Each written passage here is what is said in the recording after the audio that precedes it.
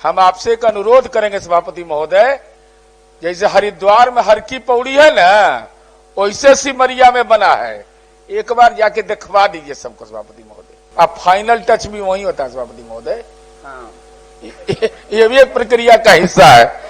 हर की पौड़ी जैसा वहां पर काम हुआ है सिमरिया में, तो हम समझते हैं कि माननीय मंत्री जी ने कहा है कि अधिसूचित नहीं है, यही तो निवेदन कर रहे हैं। 2 घंटा की दूरी समय लगता था, अब 40 मिनट में लोग मोकामा से बेगूसराय पहुंच जा रहे हैं।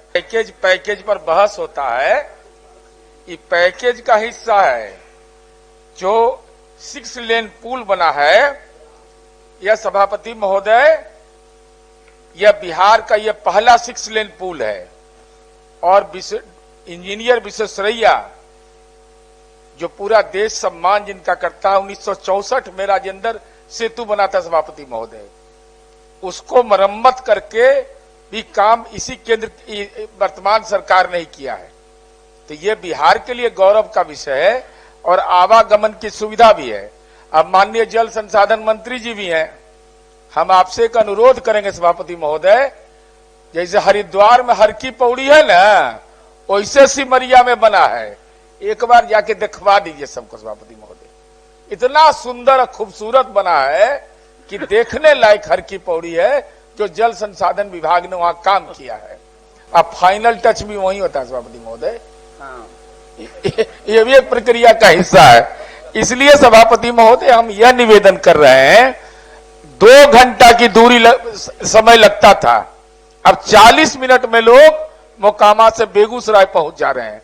6 लेन पुल बन गया, राजेंद्र सेतु का काम हो गया, हर की पौड़ी जैसा वहां पर काम हुआ है सिमरिया में।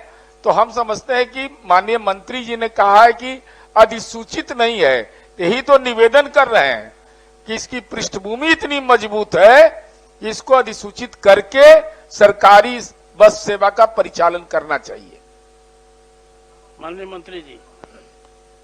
माननीय सभापति महोदय, माननीय सदस्य का जो प्रश्न है बहुत महत्वपूर्ण है महोदय, और सिमरिया जो घाट है महोदय, वो बहुत महत्वपूर्ण स्थल भी है महोदय। माननीय सदस्य को मैं बताना चाहता हूं कि वो पथ अभी अधिसूचित नहीं है पथ परिवहन निगम में महोदय, तो अधिसूचित करने का निर्देश दिया गया है और बसों की भी खरीदारी की जा रही है महोदय।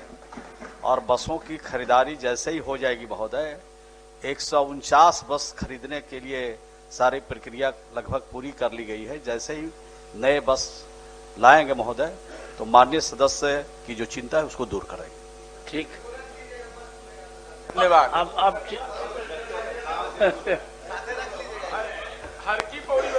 परिवहन मंत्री जी ने स्वीकार कर लिया हमारे माननीय सदस्य नीरज जी के अनुरोध को, और नीरज जी ने जिक्र किया कि हम लोगों जल संसाधन विभाग ने मुख्यमंत्री जी के निर्देश पे वहां पे काफी अच्छा उसको पर्यटक स्थल के रूप में भी विकसित करने का निर्णय लिया है।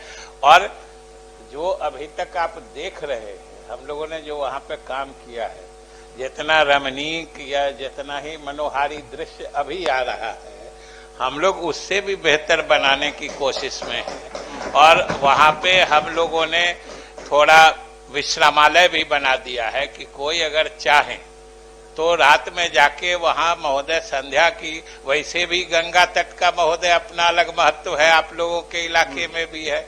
गंगा सिर्फ नदी नहीं है, जल स्रोत नहीं है, वो पाप नाशनी है, कष्ट हारनी है, दुख हारनी है, अनेक तरह से गंगा की मैंने हम लोगों के लिए स्तुत्य है। तो इसलिए हम लोग वहां पर निश्चित रूप से माननीय सदस्य ने जो कहा है और सदस्य के अनुरोध को हमारे माननीय परिवहन मंत्री जी ने स्वीकार करके वहां पर जो आवागमन की सुविधा बढ़ाने का निर्णय किया है, हम लोग भी उस हिसाब से सुविधा वहां पर और बढ़ाएंगे। ठीक है। माननीय उप मुख्यमंत्री जी। महोदय, नीरज जी ने एक पक्ष कहा, दूसरा पक्ष जो अभी बन रहा है उस पर भी मैं सिर्फ प्रकाश डाल रहा हूँ।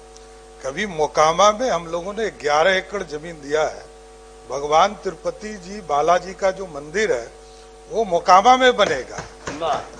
भगवान परशुराम के भी मंदिर का जीर्णोद्धार का पूर्ण रूप से मुख्यमंत्री जी ने ने निर्देश दिया है उसका भी काम हो रहा है। तो दोनों साइड, गंगा के दोनों साइड पूरी तरह पर्यटन का और धार्मिक स्थान भी बने। ठीक अब कि बेगूसराय जिला के लोगों का आप पर विशेष अधिकार है सर। आप उसको जितना भी सुंदर बनाएंगे हम लोगों के लिए वो सौभाग्य की बात होगी और इसका हम स्वागत करते हैं। मंत्री क्या पूरा विभाग समर्पित रहा है बेगूसराय के लिए।